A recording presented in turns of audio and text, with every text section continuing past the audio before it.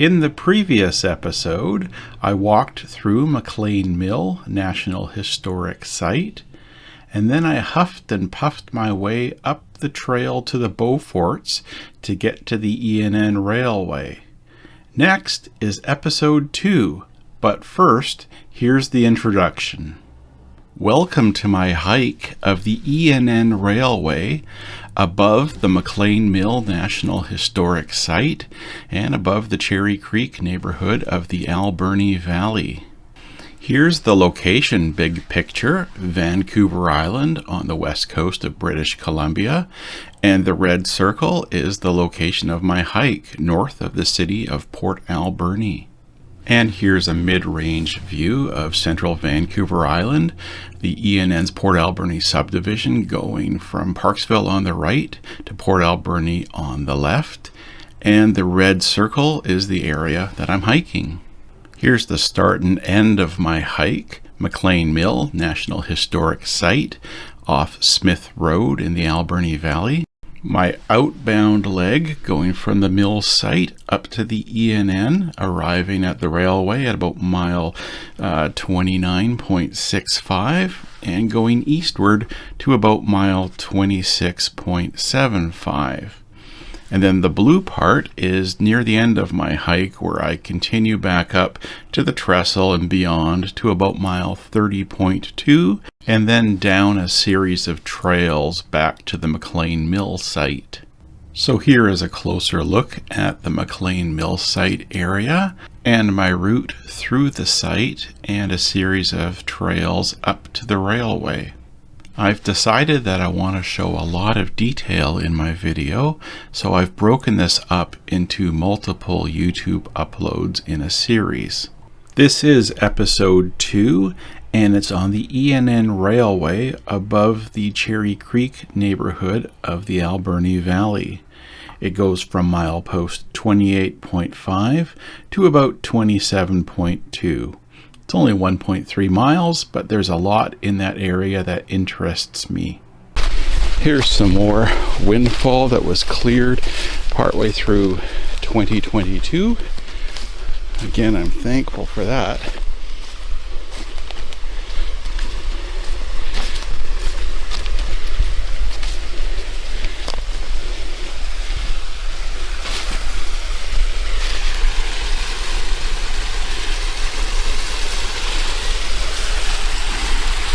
What a lovely scene on this foggy Saturday morning in March above the Alberni Valley.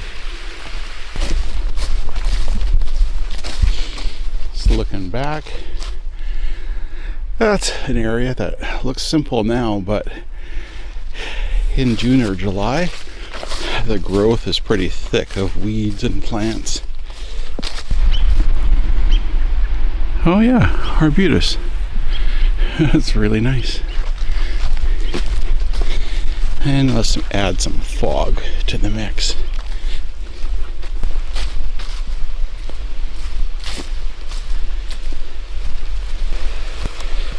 I love coming up on this sound.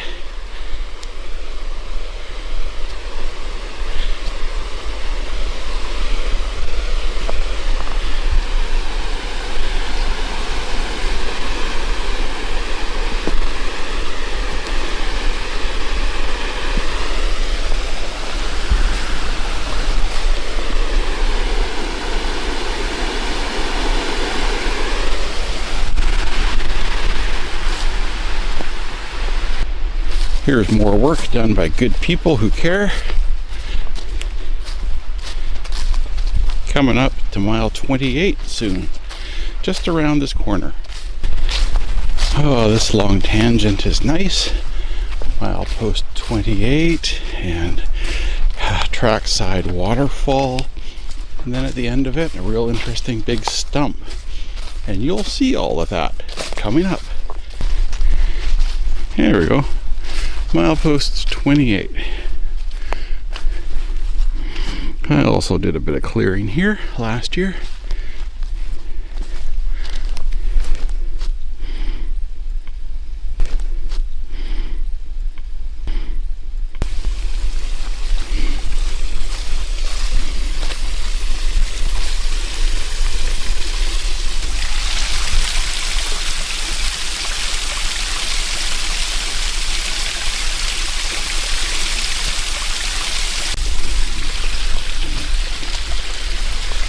It's always special taking a moment there. It's a favorite location of people that have worked on the tracks over the years. Here's that big stump. It's been here for a couple years. Came from above.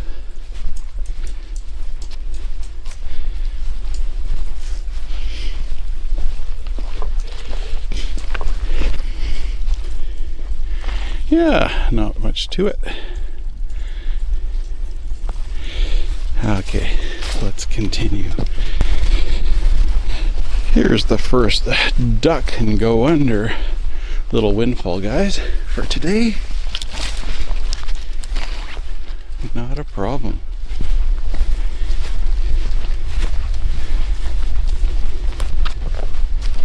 Well, I'm happy with the fog still, resulting in diffuse the light.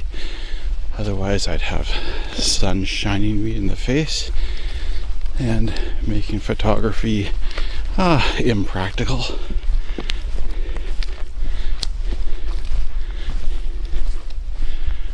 Such a pretty spot here. But yeah, the Alberni Valley is through there, covered in fog. Here comes a grease box. They're usually about every mile or so along the railway. Grease the wheels. Sometimes they're left open. I like to close them. That one was closed. These hikes are a feast for the senses, like the dripping water down the rock.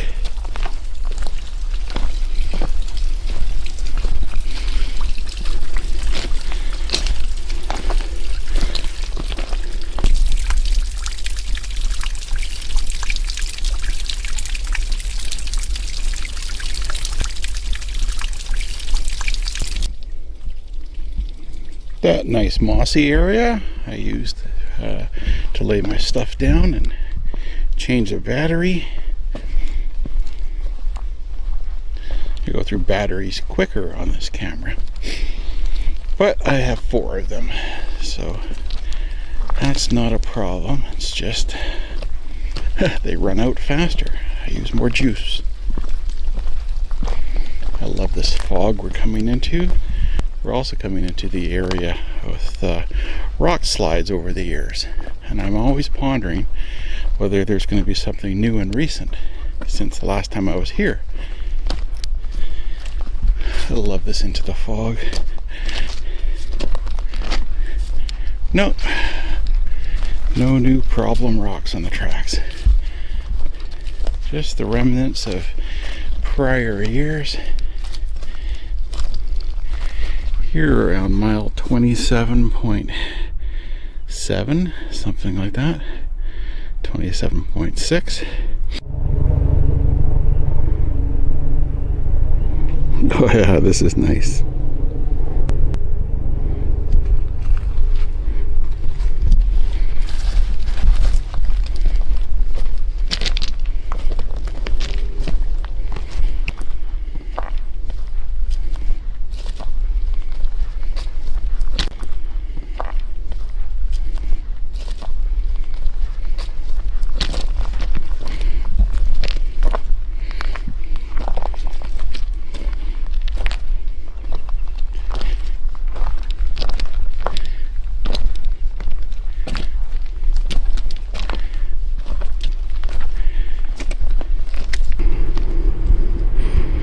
Nice scene.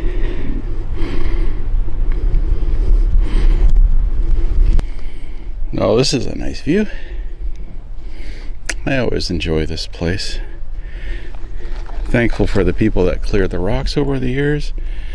Alberni Pacific Railway volunteers, Canadian Railroad Historical Association volunteers, and of course all those people working in the Canadian Pacific era.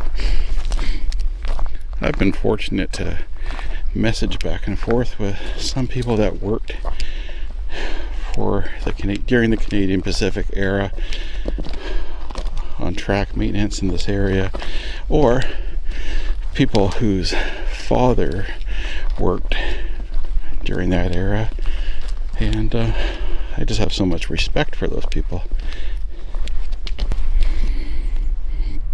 There I am looking back. Okay, let's keep going into the sun. There are some pretty scenes like this coming up in the next mile or so, and that's about as far as I'm going to go, which is like another mile. But this is nice and pretty here. About mile 27.5, something like that. Oh, that is nice.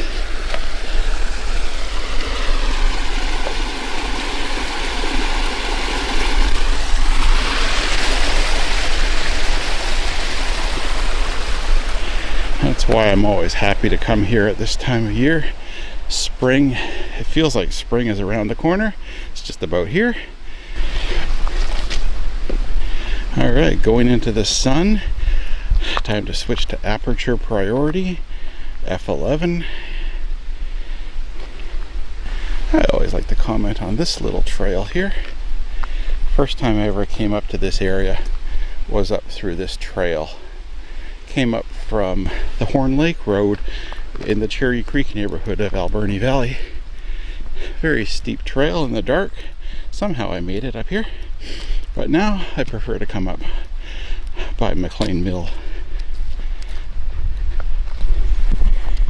And back in the shadows.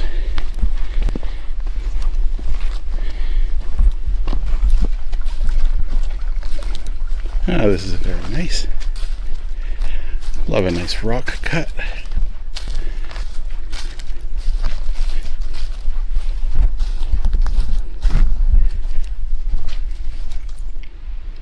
Yeah, looking back at where I just came from, I like that rock cut. Coming up to an interesting area, a ravine around mile 27.3. And it used to be crossed by a wooden trestle, really tall, curved timber frame trestle. But that was replaced in 1971, along with a few other trestles, and it was replaced with a revised grade. So the grade was moved to hug the side of the ravine, and this is the revised grade. I have a theory that the original grade across the trestle went across basically right through there, and when we get to the other side, you can walk right in where the old grade was in a rock cut, which would be where the trestle came off on the other side. But here we go. I'll show you one more thing. Again, this is where I think the grade went across here, and then the trestles would have built up as the slope goes down right across there. So again, we'll see that gap from the other side in a few minutes. But first, to go around on the new grade. Well, new for the last 52 years, since 1971. There's the creek that goes along with the ravine. And here comes a nice look down at the gully. Yeah, it just drops off straight. So yeah, imagine a trestle going from right to left, left to right, across there, and we'll get to the other side. Every time I come through here and do a vlog, I always tell the same story, and I think I'm finally getting it more concise, the script of what happened here and why it's significant to me. So this is the new post 71 rock cut that the grade goes through, and on the other side of these rocks is the original rock cut that led to the trestle. Original from 1911.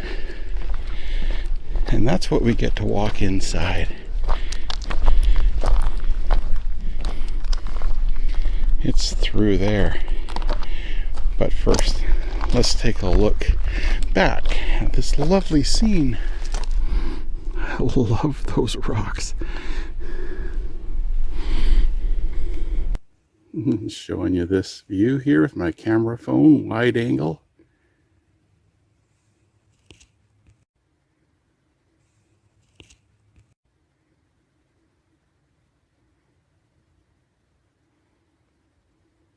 Sometimes it's hard getting everything into the scene. Okay, let's go in and explore.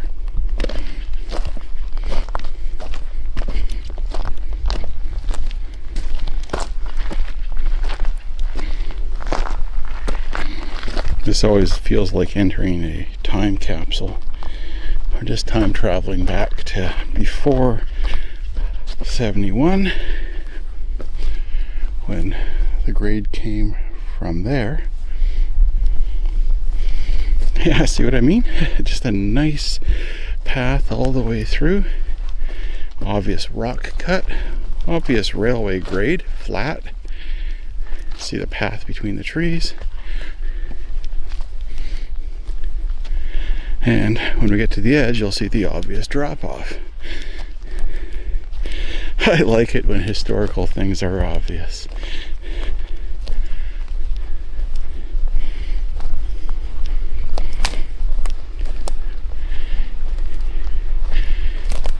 Yeah, it went off of here, went across. Let's take a look at Port Alberni. Oh yeah, it's foggy. Mount Klitza is peeking out there above the fog bank, way behind the end of Sprout Lake. And something I love to always notice is that little piece of wood going across on the left to right. My theory is that was part of the abutment, the wooden abutment for the trestle. Or a tie, but it endures, lines up with where the railway would be.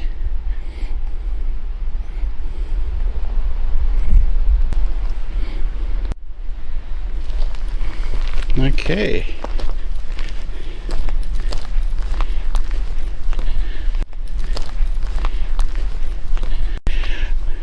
I usually sneak a peek on my way back. I'll probably do that again, but that was my take lots of photos visit for today. Again, I just love this. Such a lovely, obvious rock cut.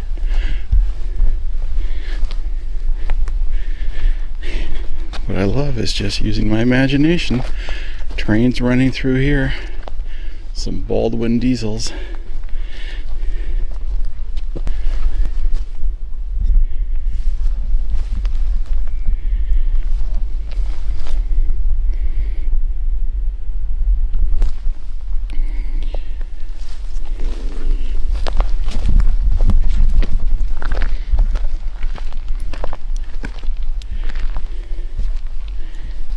I talk a lot when I'm hiking here alone in bear country and cougar country, so I do the hey-oh when I'm coming around an out of sight area. Of course the cougars already know I'm here, but it's mainly for the bears. Vancouver Island's an odd place for black bear because of the climate. Usually there's not a long hibernation period, but this is almost springtime, so I'm bear aware. I always carry my bear spray on my hip. That gives me a lot of confidence for bears and cougars and other dangerous things I might encounter. I love this hike. I'm so happy. Such a wonderful place to enjoy and play with my new camera. So through here is a flat area, and that's created part of that 1971 project, is my theory of redoing the line, removing the trestle, and this would be a flat area where they stored equipment and materials. Obvious flat area, and 52 years of tree growth. I'm down to the landmarks now. Here on your right, another grease container, closed as it should be. And here comes the sun. And nice open views of the eastern part of the Alberni Valley.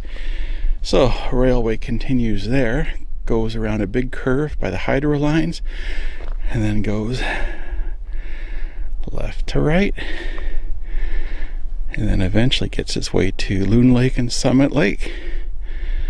I have a fondness for this view. It's just so beautiful. Thanks for watching this. In the next episode, I will visit the railway's used car lot. I don't think I'll make a purchase. And I'm going to get to the hydro power lines, and that's where my turnaround point is, and then I'll start heading back the other way.